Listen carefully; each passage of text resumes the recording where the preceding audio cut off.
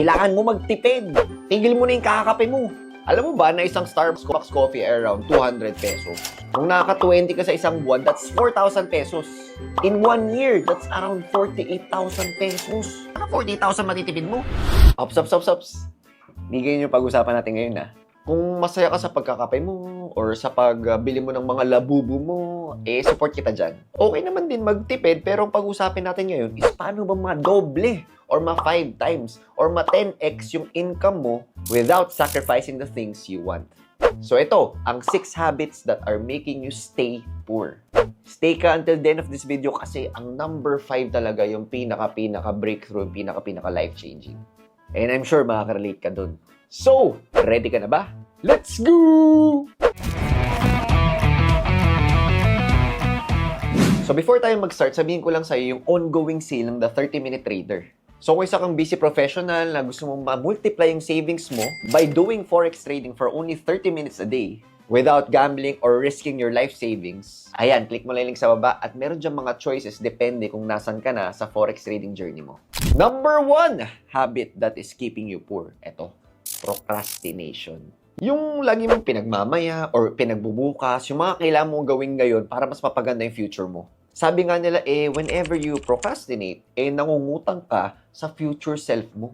Example na lang is, instead na sinisimulan mo na yung second source of income mo, pwedeng forex yan, freelancing, or small business mo, pinagbubukas mo pa next week, next month. Sa kahit anumang reasons, pwedeng busy ka, or may hinihintay ka pa. Sabi mo ngayon na, magki-Christmas na next month na lang, next year na lang. Sure yan, January magsimula na ako. Pagdating ng January, nako, buwelo muna ako ngayon January, sige, February. Natapos sa January, February, March, pagdating ng summer, sabi mo, wala pa yung hinihintay ko. Siguro mga after summer na lang. Hanggat nagsimula ka na ng 2026 na lang. Alam mo yung kabaliktaran nito? For example, December, nag-isip ka at nag-plan ka na mag-start ng isang product-based na business. Nag-planning ka na, nag-market research ka na, and then pagdating ng January, may mga benta ka naman pero hindi ganun karami. Pero ang good news is nakagather ka ng feedback from your customers. Dumating ang February, March, konti pa lang din ang benta, pero at least unti-unti mo nang tinitweak at nare-refine yung mga products mo. At nung dumating yung bare months, grabe, sunod na yung mga benta mo at sobrang ganda ng December mo. Madalas, ang pinaka nakakapagpapigil talaga sa'yo para magsimula ay itong number 2, which is yung overthinking. Akala natin nagpo-procrastinate tayo, yung pala, ang dami lang natin masyadong iniisip. Kumbaga, parang inisip mo na agad yung ano ba yung pwedeng ikasama nito.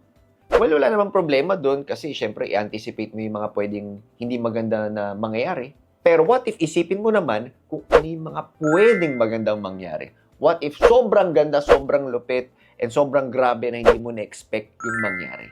Well, hindi naman masama mag-overthink kasi syempre kailangan mo rin naman isipin yung mga risks ng papasukin mo.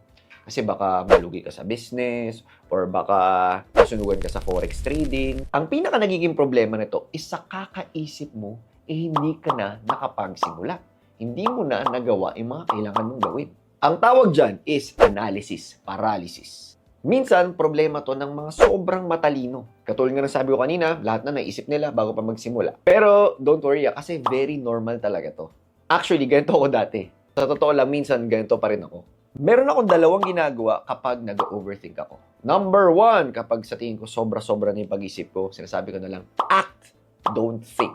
If nakagather na ako ng enough data na nagsasabing, pwede itong gumana, kahit na 30% lang or 40% lang yung success rate, gagawin ko na. Kasi hindi natin malalaman kung gagana ba talaga unless gawin natin. And number 2, katulad sabi ko kanina, instead isipin mo yung what can go wrong, isipin mo, what if it really went well? Para din syempre, ma-excite ka mag-work, di ba? Tapos talagang umaction ka, and state, kumbaga. Number 3 habit that is keeping you broke. Living beyond your means. Ayan, maraming guilty dyan. Meaning lang naman ito ay yung expenses mo ay mas mataas sa income mo. Coach, akala ko ba hindi natin pag-usapan yung pagtitipid? Ba't ngayon sabi mo magtipid ako? Actually, wala namang problema sa pagkakape mo or sa pag-home credit mo ng TV.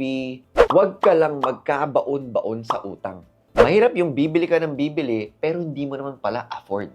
Sobrang dami nababaon sa utang ng ganitong way kasi feeling naman nila, deserve naman nila. Nangyayari is trabaho, overspend, sweldo, bayad utang. Nagiging cycle na lang siya. Or yung iba naman, mahilig masyadong manlibre kasi gusto nilang ma-feel ng mga kasama nila na big time sila.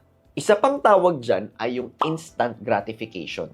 Yung pinipili mo yung reward or yung pleasure ngayon, kahit alam mong hindi mo pa kaya or hindi mo pa deserve, na malaki yung chance na magkakos ng problems later on.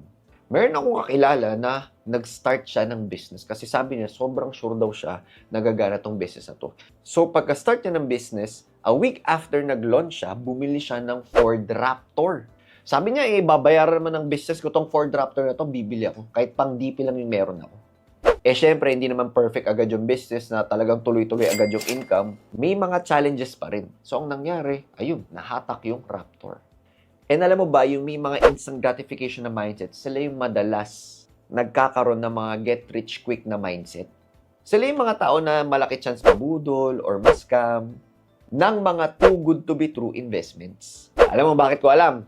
Ganyan kasi ako dati at ilang beses ako na-scam at nabaon din ako sa utang bago ako natuto. So, ano naman dapat kong gawin? Ang dapat gawin is yung kabaliktaran ng instant gratification, which is delayed gratification.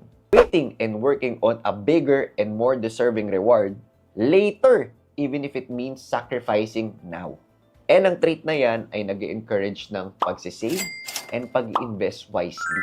Sila yung mga G mag-invest sa mga slow and steady investments kasi naniniwala sila sa value ng patience and long-term gains. Number 4, relying on one source of income. Sabi nga nila, di ba, don't put all your eggs in one basket. Alam mo ba yung pagre-rely sa isang source ay wala ka talagang security. Kasi naman, kapag nawala yung isang source mo na yun, wala kang backup plan. Kumbaga, para ka nag-drive ng malayo, tapos wala kang spare tire. Di kasi natin makokontrol kung ano yung pwede mangyari sa company natin. Pwede mag-downsize, pwedeng magpalit ng plano. Also, kapag isa lang pinagkukuhanan mo, limited yung earnings mo. Malaki yung chance na kapag may nag-present opportunity or business, wala kang extra. Also, since wala kang extra, and nakarelay ka lang sa isa, mas mataas yung pressure, mas mataas yung stress. Kasi hindi pwede talaga mawala yun. Kailangan mo gawin lahat para hindi mawala yun. So, baka nagkakaroon ka na rin ng scarcity mindset. Hinahayaan mo lang kahit overwork ka, kahit pangit yung working environment, kahit underpaid ka, kasi wala kang choice. So, what if bigyan mo yung sarili mo ng choice, di ba? Kumuha ka ng mga side hustles or mag-start ka ng small business. By doing that, na-expose ka sa mga new skills, new networks, and new opportunities. Remember, more earnings equals more investments equals more earnings. So kung wala ka pang second source of income, I suggest you start one. And kung kino-consider mo yung forex trading as your second source of income, click mo lang yung link sa baba and register ka sa free training. Kaya if wala ka pang second source of income, I suggest you start one. Number 5, being stagnant or not getting out of your comfort zone. Siyempre naman, yung mind natin kasi is gusto niya nasa comfort zone lang siya. Ayaw niya kasi masyadong nag-grow. Ang gusto lang niya is mag-survive ka. Kapag may something na bago, ayaw ng brain natin. Pinipigilan tayo. Kaya merong fear. Kaya lang, eto. Kilala mo ba si Jomar Yee? Or baka alam mo tong video na to. Kumita lang naman siya sa pamamagitan ng pag-promote ng isang product sa TikTok ng 3.5 million pesos. Point is, 4 years ago, maraming haters yung TikTok. Ano ba yan? Sayo-sayo lang, puro lip-sync, baduy. Malamang yung mga tito nagsasabi nun. Pero lahat kasi nag-evolve . And kapag merong ganyang platform, isipin mo, paano siya i-maximize?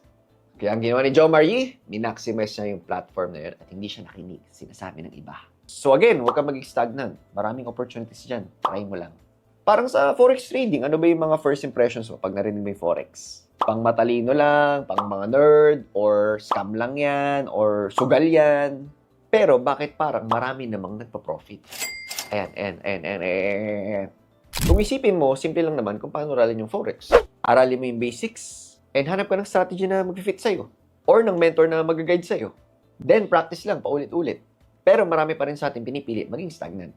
Pero kung hesitant ka, syempre tatakot ka walang mag-guide sa'yo, di mo lang kung paano magsimula, I really understand that. That is why binibuild namin sa TMT community yung relationship naming mga coaches at yung 17,000+ na mga students. Through mga barkadahan namin, barkadahan yung tawag namin dyan, yung mga face-to-face. And also mga live events and workshops. If gusto mo makasama sa community of traders na talagang hatakan pataas, ayan, click mo lang yung link sa baba. And speaking of community, punta tayo sa number 6. Habit that is keeping you poor is having the wrong circle of friends. Kung yung mga sinabi ko kanina ay yung mga habits nila, nag-overspend, nagpa-procrastinate, walang growth mindset, yung usapan puro chismis lang, puro marites, puro mga negative, hindi umalis sa comfort zone kasi okay na sila dun sa kumikita sila ng around 20k per month, baka need mong palitan yung friends mo kung gusto mo mas maging successful pa. Grabe naman si Coach Job. Sabihin, palitan yung kaibigan ko, matagal ko na mga kilala yan. Well, ganun talaga eh. If gusto mo maging successful, kailangan talaga mapasama ka sa mga successful or sa mga gusto maging successful. Sabi nga nila, di ba, you are the average of the people you spend time with. Pero ito hindi ko naman sinasabi na i-cancel mo sila, na i-block mo na sila. Kasi hindi naman din masama kung comfortable na sila sa life nila. Siguro need mo lang mag-spend ng less time with them. Siguro kung araw-araw gawin mo once a week, ganyan. Or kung once a week, gawin mo once a month, di ba? Naalala mo yung sinabi kong 33% rule? Ito siya. 33% of the time, sasamahan mo yung mga tao na mini-mentor ka, yung mga mas matataas sa'yo, bilyonaryo. And then, syempre kasi sa kanila papamentor, yung mga tanong ka about sa business, sa kanila yun. And then, 33% of the time is yung mga ka-level mo. Syempre, dyan yung nagma-mastermind kayo. Nag-share kayo ng mga mistakes and experiences, and then kung ano yung mga nag-work. And yung next na 33% is yung mga taong kaya mong tulungan hatakin pataas. Para syempre, mag-increase din yung confidence mo. So, I encourage you na kapag meron kang naisip na business, ituloy mo lang. If gusto mo i-try mag-aral ng affiliate marketing or mag-aral ng marketing in general, ituloy mo. Anything that your future self will thank you for. So, yun lang. Kita-kits sa next video.